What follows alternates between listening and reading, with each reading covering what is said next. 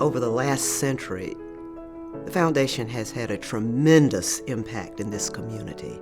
If you think about 100 years of generosity going into the community and helping so many people that would not have been helped otherwise. Well, the Winston-Salem Foundation, over its history, by its nature, has built a culture of philanthropy in Winston-Salem. And what I remember about my time on the board in 2014 and 2015, and I think the biggest accomplishment was, for me, the Peer Project, where we announced the $2 million grant for professional education for employees of the Winston-Salem Forsyth County school system.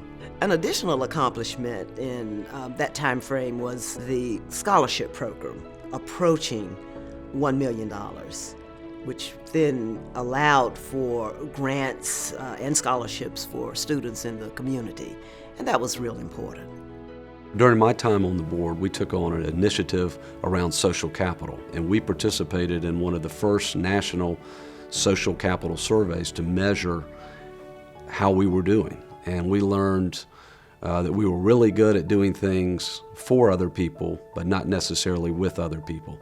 And it started a whole movement during my time that led to the ECHO Council, the ECHO Awards, where everyone can help out. And it was really a call to engagement of all people to think broadly through our community. They've brought people from different backgrounds together at a table to talk about how we can work together to build a better community.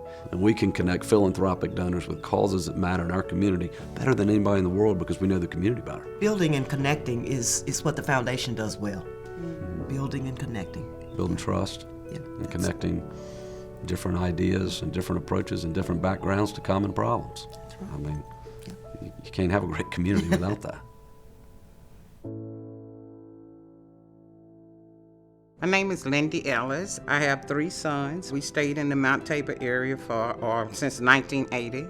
And I wanted to make sure that they were productive children. After receiving scholarships from the Winston Foundation, one is a graduate of North Carolina A&T, another one is a graduate of Fayetteville State, who is here with me today, another one that's a graduate of North Carolina Central. Also, now you're working on my grandson, and he's at North Carolina A&T, and I'm a graduate of Shaw University through the way of Winston-Salem State University. So I graduated from Mount Tabor High School in 1995 when I received a scholarship from the Winston-Salem Foundation, and Ms. Kay Dillon was very inspirational in my life. She told me, she said, "Harry, you play football and you're the best in Winston, but at the end of the day, you need a scholarship." And so when I found out that the colleges didn't come and recruit me, she said, "You got still the grades to go to college." And so she said, "Hey, you better go and graduate in 4 years," and I did. So upon graduating from Fayetteville State University with a criminal justice degree, I basically been a probation officer.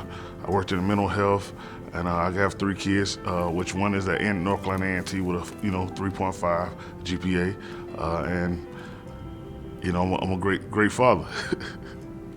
All of us had a degree that would work for us. Winston-Salem Foundation made sure that I didn't have no bills out there, my kids didn't have no loans out there, or my grandson didn't have a loan out there. I mean, y'all have really inspired us as a family as a whole.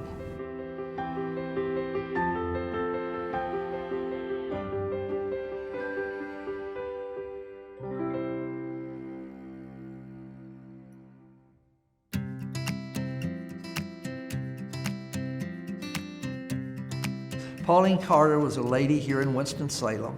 She went to work at R.J. Reynolds when she was 16, and I think that was 1926. They paid her 10 cents an hour.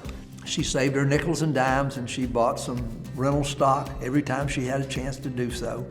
And then the buyout came, and a lot of people got caught in a lot of situations that they hadn't expected. She realized that she was going to have to sell her stock, and she came and talked to me about it. I had worked for Reynolds myself and had been on the investment side of things, and she felt that I was worth talking to. I said, "How much stock do you have, Pauline?" And she had 42,500 shares of Reynolds. And I said, "Where is it?" And she said, "It's downstairs on Cherry Street in the trunk of my car." So I said, let's don't leave it there. Let's bring the stock up here. So she brought a stack of certificates up and put them on my desk. And when we finished inventorying them, we took them back downstairs and put them in her safe deposit box. Finally, after several years went by, she realized that she needed to think about what she was going to do with her estate once she was gone. And I suggested that she consider at that point some measure of philanthropy. I suggested that she might think about working with the Winston-Salem Foundation. This is a big responsibility when you're talking about this much money and going on to hopefully to perpetuity. Somebody has to be responsible for making good decisions with that. There's stewardship involved long after that person is gone. I think Pauline would be very happy with what has come about as a result of her gift. There have been beneficiaries, largely children in many cases, through the Brenner Children's Hospital, a room at the Ronald McDonald House. These things I think would have been very important to her, and she would be quite proud of what has happened to her money with the legacy that she left behind.